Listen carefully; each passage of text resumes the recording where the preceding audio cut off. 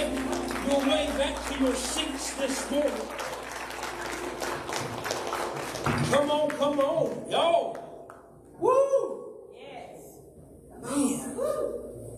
I've waited some time to say this, but how y'all doing, Remnant Church? Yes.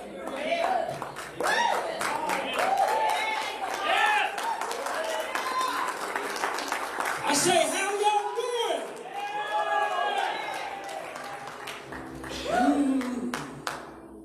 Come on now. All right, Brother Rick. Come on now. There's an old saying, Brother Rick, that says, hard times create strong men. That's right. That's right. This was penned around World War II and the Great Depression. I want to alter it just a little bit. Evil times has created a remnant. Come on. A remnant of people who refuse to bow to a compromised lifestyle. Right. I ain't going to get no help in this place. Preach. A remnant of people who refuse to trade in their holiness for political correctness or their sanctification for social status. A remnant that's no longer silent. A remnant that's no longer scared and no longer defeated. If hard times truly create strong men, then evil times will raise a generation of remnant people. Come on. Come on. Listen. There is a remnant in today's times that is rising. There's a generation that is being birthed in the kingdom of God. Right. And they've had enough. That's right. Y'all hear what I'm saying? Come on. Do I have anybody with me this morning? They've had enough to losing our kids to drugs and suicide. Enough of psychosomatic diseases, enough of broken marriages and broken homes, enough of spiritually dead churches. Brother Jack, can you turn me down just a little bit? And there's a remnant that is rising. Come on. All we got to figure out now is, are we part of the remnant? Come on. Come on now. Go ahead. Yes. I'm going to preach this morning whether y'all amen me or not. Because I made a choice some time ago that I would not conform to the modern day church. I wish I had. I made a choice a long time ago that I had to get out of the world because God did not call me to operate in the world. I wish I could get a little help on the keyboard back there. I made up my mind a long time ago that before I fit in, I had to stand apart. I made up my mind some time ago that I was the part of the remnant. Now my question to y'all this morning is, do you belong to the remnant? Oh, let me put it like this. Is there anybody lurking in the shadows that has had enough of the indoctrination of evil that's being placed in your kids' life? Have you had enough of your kids coming home confused because the world tells them that they don't have to be a little boy or a little girl, they can be whatever? I'm going to hurt somebody's feelings this morning, but that's okay because God didn't call me to fit in. He called me to be a remnant. I don't know about you, but there's a remnant rising in this generation. See, I want to know, though, is there anybody here this morning that is ready to join the remnant because you have had enough? Come on. Amen. Go ahead. Huh? Go ahead. You've had enough of the world telling you how you should think and how you should believe. You've had enough of the watered-down gospel. You've had enough of the watered-down church. You've had enough of operating in the ways of the world and not in the gifts of the Spirit. You've had enough of the world telling you that was for that day, but it's not for this day. How many knows that the fruit of the Spirit is alive and well today, and it's being operated in the remnant, the body that God is rising up? Signs and wonders are, but I wish I had somebody.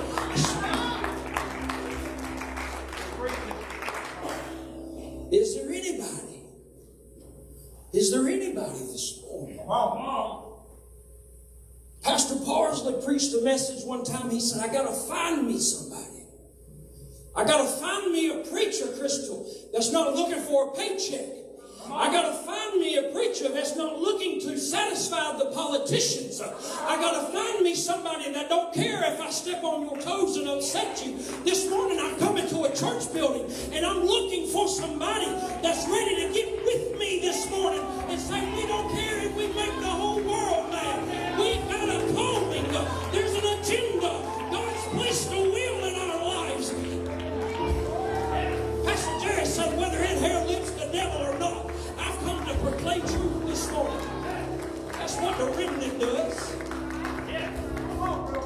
Brother Mike, we cannot be considered the remnant and look like the world. No, that's right. We cannot say that we are the remnant, but yet we look like everything else that's going on in our community. Well, what are you talking about? I'm talking about church on Sunday morning has become a social gathering. Hello, somebody. I'm talking about there's a problem because Sunday is still the most segregated day in the country. Hello, somebody. There's a problem when we're supposed to be living by the book, but we can't worship together. Preach. Yeah. Oh, y'all looking at me like I'm crazy now. I said there's an issue because the church ain't the remnant. If the church was the remnant, Sunday wouldn't be the most segregated day in the country. Phil, we got a problem. We've got a problem when we title, I go to a black church, or I go to what is a black church? What is a white church? What is a Hispanic church? What is that? It never was designed to be a white church, a black church, or a Hispanic church. God designed it to be the ecclesia, the church, the way, His body. I said there's a remnant rising that don't care the color of their skin. There's a remnant that is rising. I said, we got a problem, but there's a remnant that says no more. That's right. That's right. Thank you, Lord. I preached last Sunday. Y'all remember what it was? Get ready, get ready, get ready. Get ready, get ready, get ready. Get ready. Well, this week is I'm ready. I'm ready. I'm ready. Do I have anybody that come in here ready this morning? Yeah. Come on, somebody. Come on now. We've got to be a remnant to be ready. You'll say, well, what am I supposed to be ready for? You've got to be ready to be the voice of one. Come on. Ooh. Come on. Yes. Crying Yes. in the wilderness. Right. You've got to be the one that says, if I've got to stand here, Crystal, all by myself, if I got to do this, if my husband walks out on me, let him walk. If my wife walks out on me, let her walk. If the preacher backslides and gets off the pulpit, that's fine. But I've made up my mind that I'm a firm foundation. I've made up my mind that I've got to stand here and be prepared if every... See, when you become a remnant, your friends is going to turn their backs on you. And you've got to have a made-up mind. It don't matter what's going on. I'm sold out to Him. I'm ready. I'm ready for signs and wonders. Yes. Yes. Come on. Has God changed? No. Has God changed, Brother Shannon? No. Then why do we not see? The Bible says that Paul and Peter were so anointing that the shadow. Yes. Come on. That they would cut pieces of his handkerchief and take it to sick people. And it wasn't because of the handkerchief, but it was because it was connected to the man of God that was anointed. Somebody turn this microphone down before I blow the speakers off the walls. It was because they were connected to a remnant of believers. And they believed that when Jesus said, if you ask something in my name, where two or three touch any one thing, I wish I had somebody. They believed that they were a remnant, so things that were connected to them were also blessed. Y'all hear what I'm saying? I'm saying when you become the remnant, your family will be blessed. Why? Because you're connected to me. I wish I had somebody. I got to get connected. See, your connections, hang on, your connections can be your downfall. Right. That is right. Amen. Preach that. Whoa. Preach that. Whoa. He said, I'm not come in peace, but I come with a sword. A sword cuts and it divides and it separates things. The remnant has to be connected with like-minded folks. You can come to church every Sunday and be the most sanctified person, but if you're leaving and you're connected and you're hanging out with folks that ain't sanctified, You ever seen a battery on concrete, Dad? It sucks it dry. Right. Huh? There is a... Would you go with me to the book of 2 Kings? I got to preach on something. Y'all say, well, Lord, he preached and didn't even give a scripture. We'll be on Facebook with negative reviews.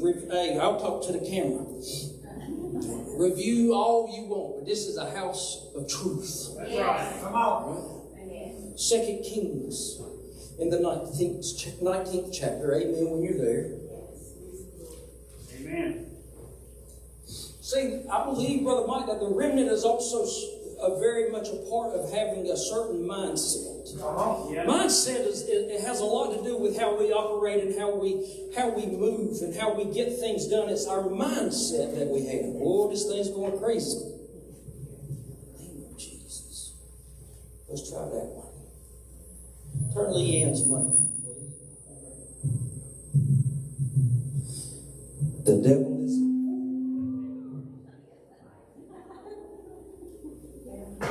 There you go, brother. There you Go ahead.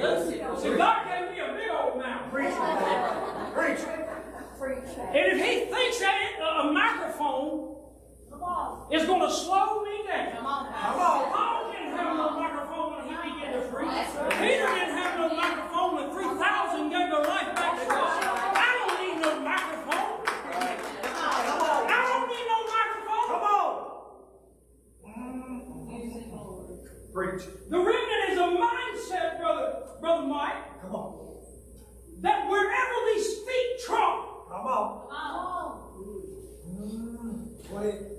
See, we're going to get into it on Thursday nights. We're going to start talking about cosmic geography. How God is calling the nations back unto Him. And how He is reclaiming the territories. But the remnant has a mindset that wherever my feet go, that is territory given back unto God. Yes, Lord. Yes, Lord. Tomorrow when you step foot in your job, that job just became dedicated back to God. Amen. 2 Kings, are you with me? Amen. The king of Assyria. His name is Sennacherib. That's a tough one. I've listened to it about 20 times. It played. Sennacherib. The king of Assyria's name was Sennacherib, and he had wrote a letter to King Hezekiah, the king of Israel. Right. Come on. And he told Hezekiah, he says, if you do not conform to what I'm telling you, see, Assyria was the world power. Yeah. Right. Assyria was the ruling government. And he told Hezekiah, if you do not bow to what I'm telling you, I'm going to decimate you. I'm going to destroy you. Come on. We know the story. So Hezekiah took the letter and he laid it out. Yeah. Come on. In my microphone. I don't want your microphone. It's worse than mine. He took the letter that Sennacherib had gave him and he placed it on the altar and he said, this ain't my fight. That's right. That's right. Come on. Go ahead. Come on. Go ahead. I can't do anything with this. Because, you see, Assyria is just too big. It's too strong. It's too mighty. But I know somebody that can... See, I'm in tune with a strong MVP, and I know a man. Y'all know who I'm talking about. I know somebody that knows somebody that knows somebody that can work on this issue. And because Hezekiah was a member of the remnant. Come on. See, this wasn't the first time that the Lord had heard from Hezekiah. And the problem with today's church is the only time God hears from us is when we're in trouble. Preach it. Preach it. The only time that God hears from us is when my daddy used to say, give me, give me, give me. When I was a young fella, he always, that's all I hear from you. Give me, give me, give me. Right? Right, bro. But Hezekiah wasn't that man. He had been in touch. Yes. The relationship. Huh? Come on.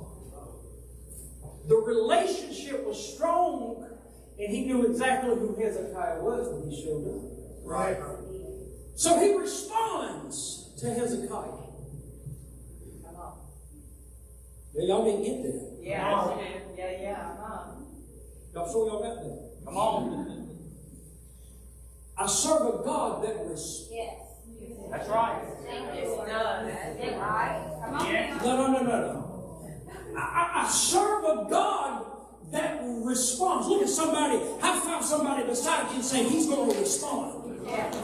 You see, because there's thousands and millions of Muslims still standing at a mosque this morning. There's thousands and millions of Buddhists that are still standing at a tomb this morning. There's thousands and millions of Hindus that are standing at a shrine this morning. But their God has not responded. Then I serve a God that's going to look at somebody and say, he's going to respond. He's going to respond. He's going to respond.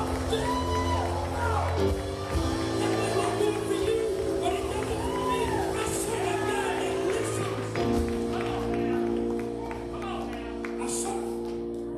I serve a God that not only listens, but he responds. Amen. So he responds to the prophet of Isaiah to Hezekiah. And the prophet Isaiah tells Hezekiah, he said, listen, God's going to deal with the enemy that has come against you. Yes, he will.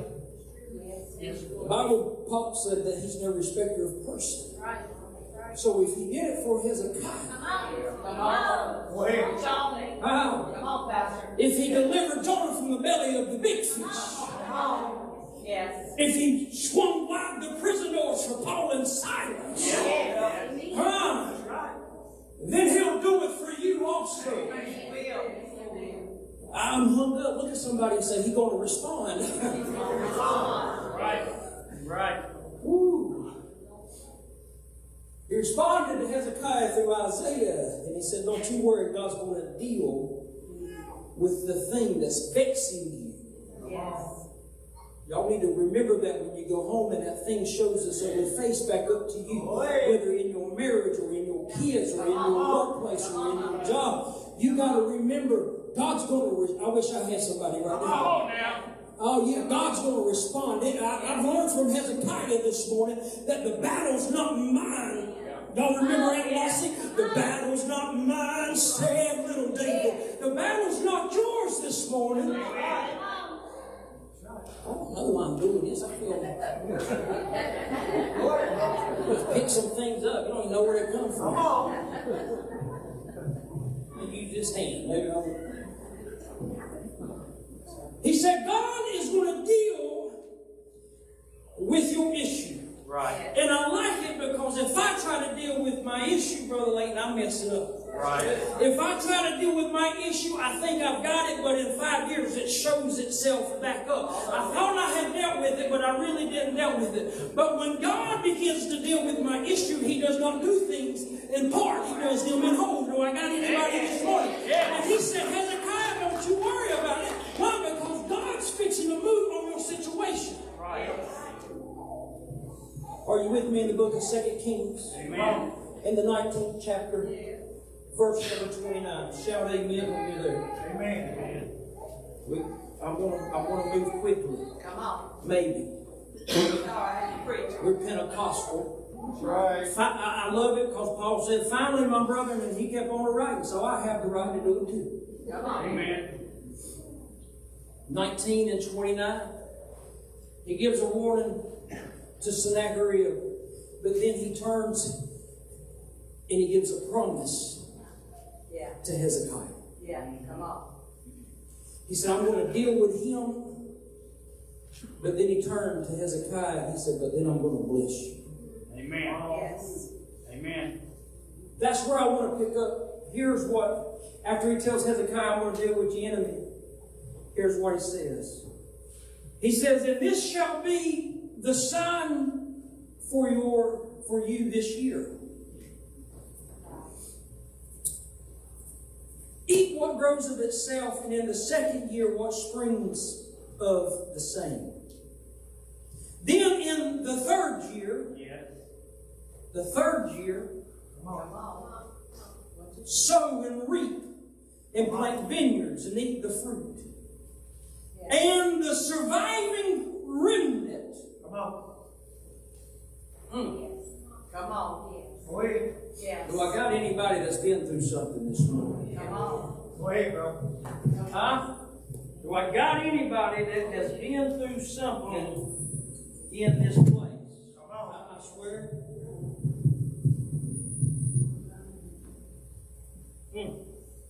I want to survive this microphone.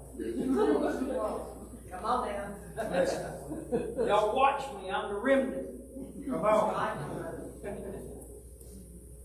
But the prophet said that in the third year, those that remain faithful, Come on. Come on. those that hold on, Come on. Yes. those that will stand in the face of the adversary and hang on to the title of the remnant, Come on. something's going to happen in your life. You see, God wants to bless those that are faithful to Him.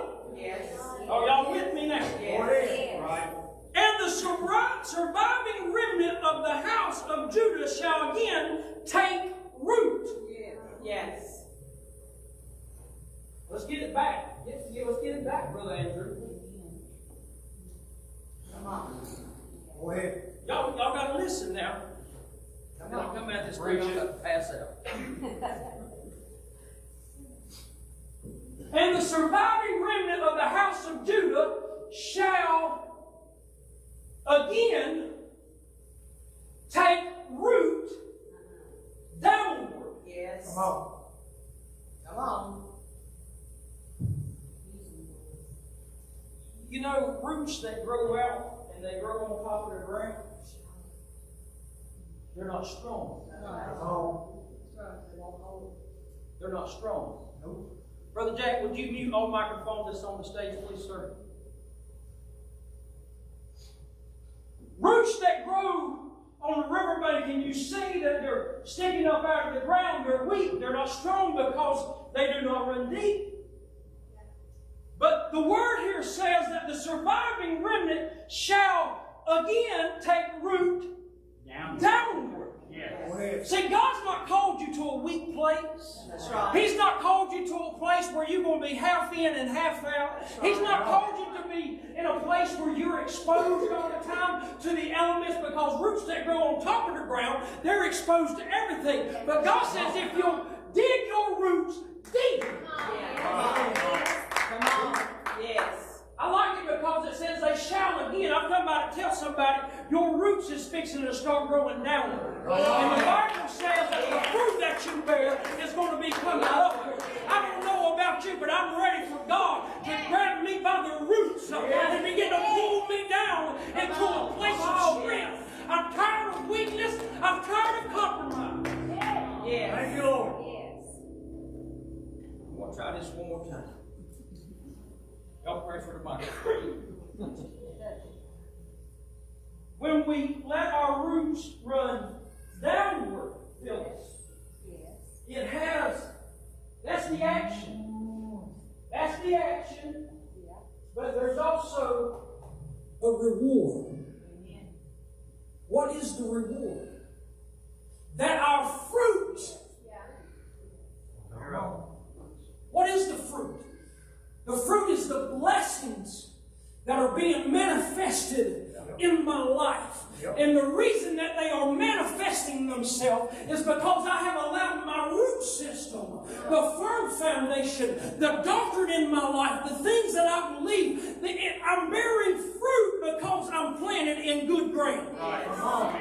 You wonder why everything's going sideways in your life? It's because you have planted yourself in mess. You have planted yourself in infertile ground. You run around with the same people. You run around and do the same things and wonder why nothing changes in your life. And the fruit that you bear is testimony of where your roots are. When the Bible says you know them by their fruit, because their lips will lie to you. Uh-oh. We got this microphone dialed out now. Y'all ready back there? Keyboard on? C sharp minor? There we go. That's the key that Desmond uses anyway. Come on. Listen, let's go on. I'm about to close here. And the surviving remnant of the house of Judah shall again. Yes. Again. There's that word. Again, take root downward and bear fruit upward. You thought that your roots were done. You thought that your life had become stalemate and you had reached the pinnacle of what God had called you to be. But the word here says that you're going to take root again. Lord. Yes. Somebody wave at me this morning and say the best is yet to come. How many believes it right now? See, the enemy wants you to believe that your best days are behind you. The enemy wants you to believe that all the glory that you're going to see in your life is behind you. You need to tell the enemy that he's a liar and can go back to hell where he belongs. But my best days are yet in front of me because I can feel my roots beginning. I wish I can feel my roots are beginning to grow. I'm feeling stronger these days. I'm feeling more confident in myself these days. God's revealing himself to me like never before. And now I'm like a tree in Lebanon. There I am, you know. I'll hear about that one at work. Come on. Listen, he says, because you have not compromised, because you have held on to the unchanging, unwavering gospel of God, that you're going to take root again. Right. Yes. Oh, that's shouting ground. Yes, it is. But listen, it says in verse 31, go there with me, for out of Jerusalem Yes. shall go a remnant, That's right. and out of Mount Zion a band of survivors. Do I have anybody in here that has been through anything in your life? Just go ahead and wave at me. If you've been through a few things that you look back over your life and say, God, how did I ever make it? And when you look back over the things you said, I should have been locked up in the 7th floor some time ago. I should have already been taken out, but somehow, now when I look back over my life, I see the hand of God moving.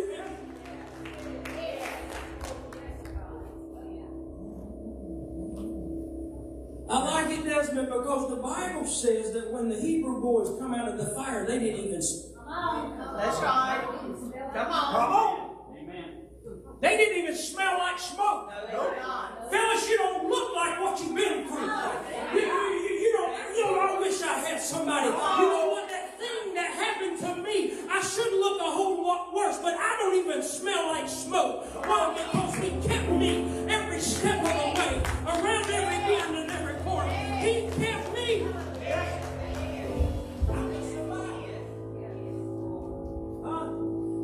I'm not, listen, we have these slogans and these campaigns that say, I'm a survivor. Huh? Brother Chase, you know what I'm talking about? Praise God for the survivors, right? Thank you, Lord. We got people, cancer, they beat cancer survivors. Right? We got people that have been abused and it's sexual abuse survivor. Come on. And they're proud of it. But you ought to look at somebody and say, I'm a world survivor. I didn't give in. I didn't bow out. I didn't compromise. I didn't give in to what they was telling me. You ought to raise a banner and say, I've been through some things in my life, and it had not been for God who is on my side. Now let Israel say, I've been through some things and I'm a survivor. Y'all remember Beyonce said, I'm a survivor. Huh? You've been through some things. And you wonder over your life, Kim, how? Why? Why me? Why did you keep me, God? I've got no talents. I've got nothing to offer. Why? Because He has specifically designed you for the written. Yes. Amen. Yes. He told Hezekiah, no, he ain't going to overtake you. Why? Because I've got purpose in your life. You wonder why the enemy hasn't killed you yet? You wonder why you're not locked up on the 7th floor? Because God is still on the throne. And He's looking down and He said, you know what, Jane? No. I've got purpose for you. I've got a plan for you. I wish I had somebody that would stand up on your feet and let God know that you're still here. I'm still fighting God. I'm still singing God. I'm still praising you, God. Although He is the man.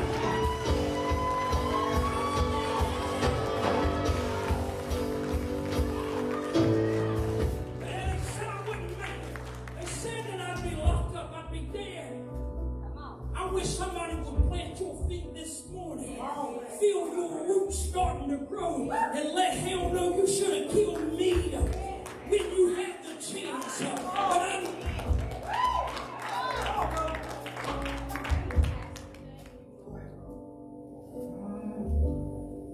Every time I open my mouth and leave you, it's a testimony that I'm still here.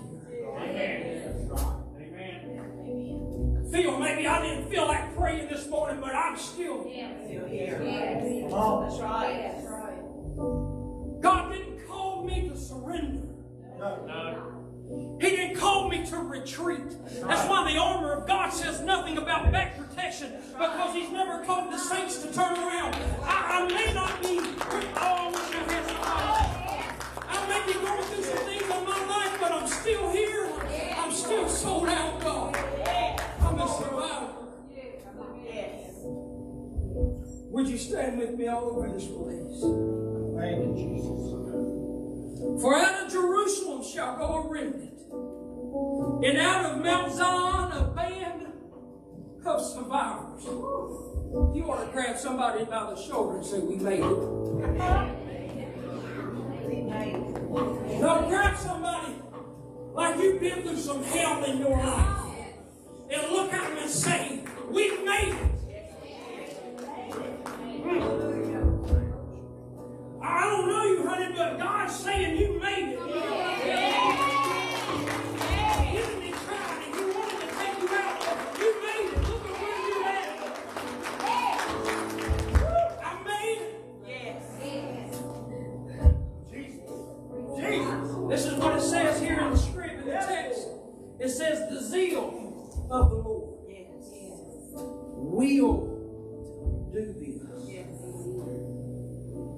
As I continue, and they begin to pray. Therefore, thus says Yahweh concerning the king of Assyria, your enemy, the thing in your life that torments you, the thing in your life that wants to cripple you, that wants to tell you you're not a Christian, you're not saved. This is what the Lord says to that thing. Yes, Lord. He shall not come into this city. Amen. No place. Or shoot an arrow. Or come before it with shield, or cast up a siege mounted against it. By the way that he came. Come on. What does it say right there? The same way he shall. Yes. Look at somebody and say, my enemy's fleeing right now. My enemy is fleeing right now. He's fleeing right now. Yes. He's got to go. The Bible says that when the enemy comes in like a flood, that the Spirit of the living God shall lift up a standard. I feel a standard being lifted in this place. I command the standard to be lifted. And what city that's, I decree it right now in the name of Jesus, that whatever has afflicted you in your past, there's a remnant that's rising that says no more.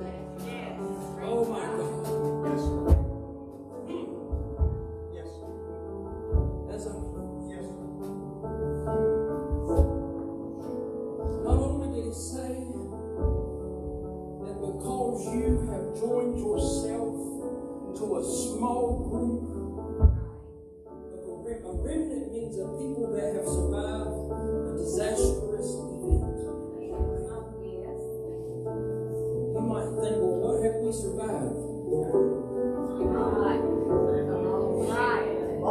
There's 10,000 other places that you could be this morning.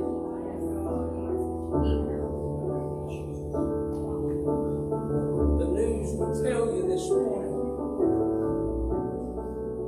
that you can choose whatever pronoun. If you want to be an it, just say your name. The world will tell you that it's okay to sacrifice babies through the name of abortion. You say, why have we been through? We've lived through the world. But we are a remnant.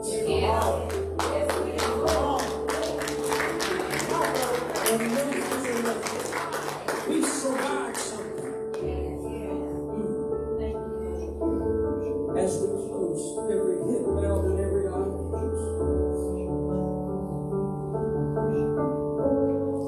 The key to a remnant, Sister Alita, is that they are not satisfied until they grow. We named this place the Remnant Church for a reason.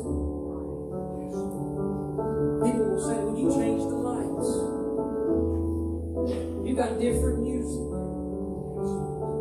You got a drummer, and you got a bass player, you got all these things. But yet we still got the same word. Amen.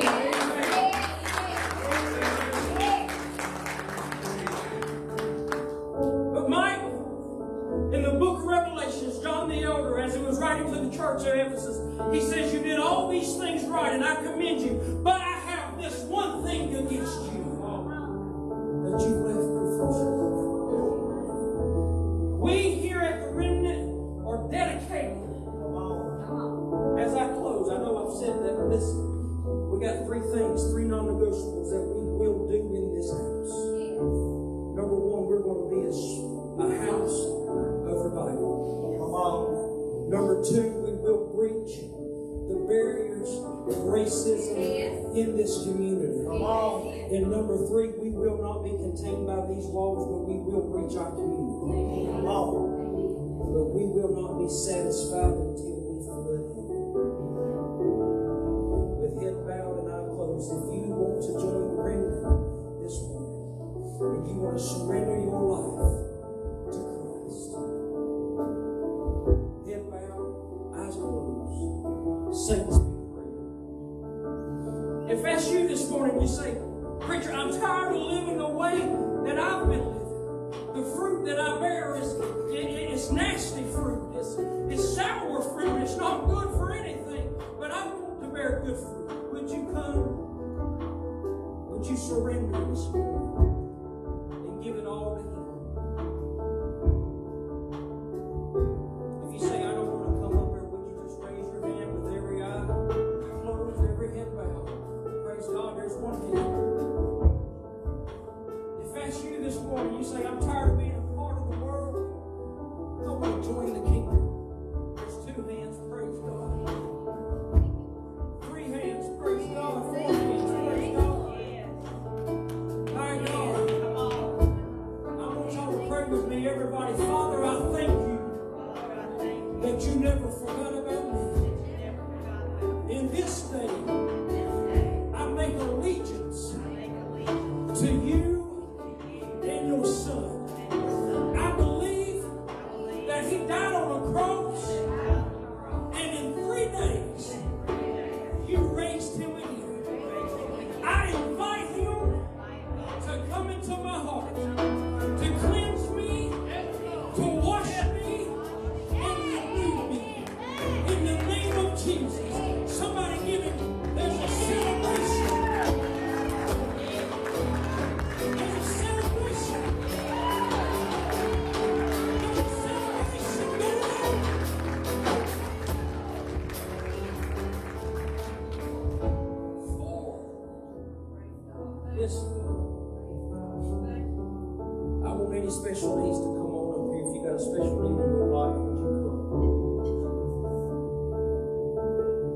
those four that raised your hands. The world will tell you that you've got to be seasoned and sanctified. The world will tell you that you've got to be churchy to get involved. I want to tell you that the world's lying to you. When you just prayed that prayer, you're just as saved as I am. God don't do things halfway. He don't need 30 years to make you a new creature just began to walk. So those that raised your hands, I want you to find me, or my wife, Lady B, raise your hand. Find us after this service, and we're going to plug you in. We're going to plug you. You might not be up here preaching, but we're going to plug you in somewhere in this ministry. Come on. Any special needs before we close? I hear something. Come on up here, Phil. Phyllis, I want to tell you, stop right there. I want you to back up. Back up. Come back up. Chase, get up here. Right there. I want you to stand right there for a reason.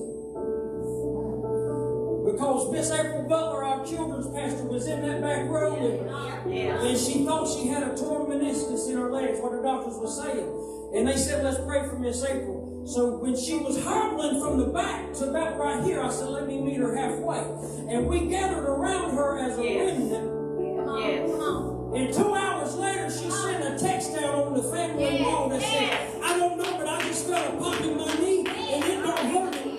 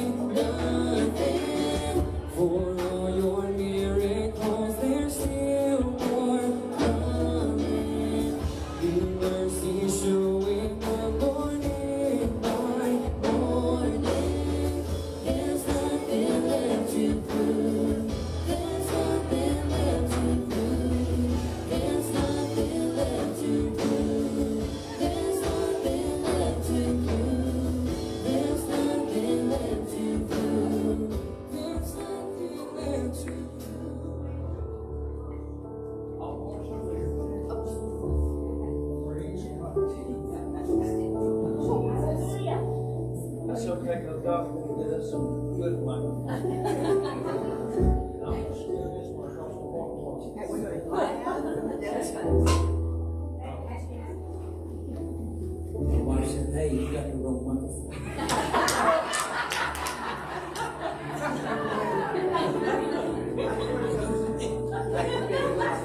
All right. Woo, all hearts clear.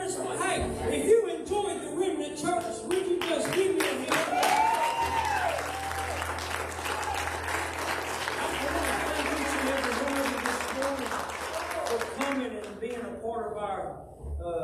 inauguration in our first service, and we are so thankful to have you here this morning. Elizabeth, do we have any closing? Not right now. Okay. Baby dedication. Somebody said something about some videos. I didn't know. Oh. Okay. All right. Bring that baby up here. We got two of them to do. Let's do them. Let's do them one at a time. Rotate that way we can all get separate pictures and things like that. Ezekiel James. Be careful. I got 3 kids. We're going to dedicate this young man. Y'all can have a seat if you want to. This morning we're going to dedicate 2 babies. Yes. Back to the Lord. Yes. You see, they're not our kids. Right. Come on. They're His. Right. They're His creation. We're stewards. Yes, we are. He's given us the opportunity to nurture these kids and to show them, to guide them. Yes. But our first thing that we must do is give them back to Him. Right. Hannah prayed a very specific prayer. She said, if you give me a child, yes, I'll dedicate him back to you. Yes. So this morning, we dedicate Ezekiel James Childers. Thank you. Let me spin you around here, Stud. Father, right now in the name of Jesus, Father, as we pray over this young man, Father, we ask that you just pour into him, that you anoint him, God, that you touch his lips, Lord, that he may be a prophet to the nations.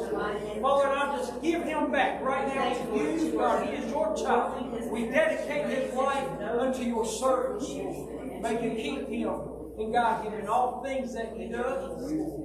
Amen and amen. Y'all give Ezekiel James Childers.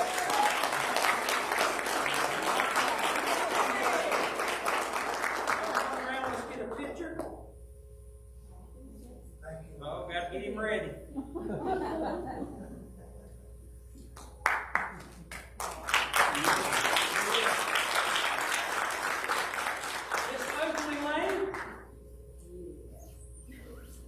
Afterwards, guys, we'll get up here and Pops feel we need to get some group family photos too, okay?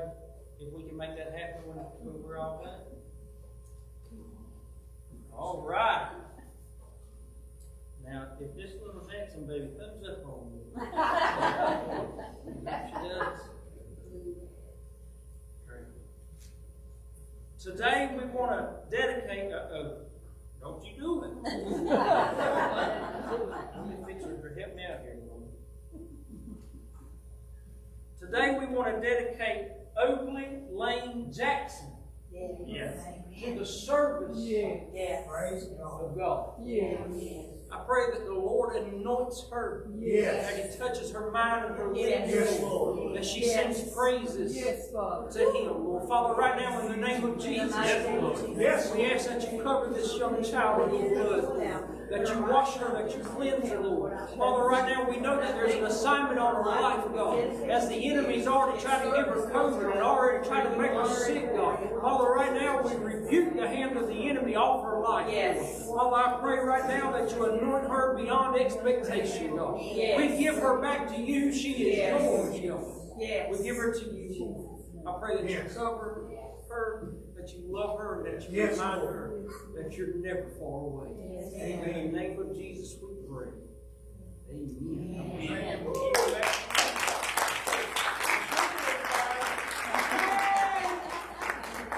I think she weighed about as much as the other.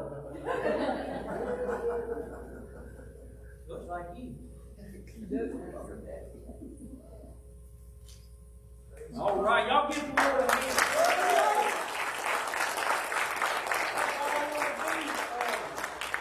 We'll go ahead. I will meet y'all at the back.